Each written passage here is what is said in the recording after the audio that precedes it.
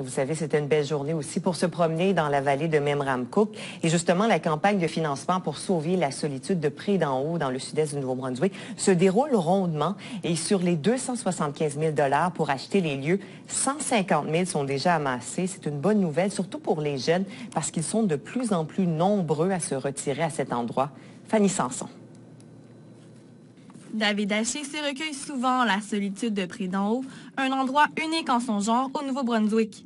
Il aime se ressourcer en silence devant la rivière Petit Kodiak. Moi, quand je suis assis devant le Petit Kodiak, tu as le soleil, des fois, qui se lève, qui se couche, ou tu vois le marais qui vient, des fois, c'est très inspirant, ouais.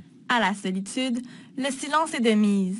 Pour moi, une grosse partie de la solitude ici, c'est l'écoute, m'écouter moi-même, puis aussi écouter un petit peu la nature. Ici, c'est un petit peu exclu de la société, puis c'est ça que j'aime beaucoup, me rapprocher de la nature et de me rapprocher de moi-même. Et les visiteurs n'ont que le minimum dans leur maisonnette, ce qui leur permet de s'évader davantage. Moi, je pense qu'on a besoin de relaxer et just let go des fois. C'est un petit peu une alternative à des vacances traditionnelles, si on veut. Et les jeunes comme David sont de plus en plus attirés par la solitude. Je pense que notre génération, elle crie un petit peu plus pour se libérer, d'avoir des moments de relâche. Ce qui nous surprend toujours, c'est que il y a beaucoup de jeunes qui viennent, on peut dire, là, de 20 à 30 ans, là, les jeunes, on les voit régulièrement venir nous visiter. Les jeunes en quête de tranquillité n'ont pas à s'inquiéter.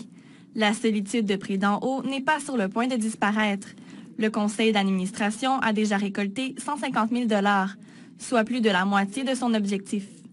On a bon espoir de au moins se rendre à 200 000 d'ici la fin du mois d'avril. Et puis, pour le reste, probablement un prêt, mais on espère ne pas devoir aller jusque-là. David Haché pourra continuer à se recueillir dans ce havre de paix. Ici Fanny Sanson, Radio-Canada, Près d'en Haut.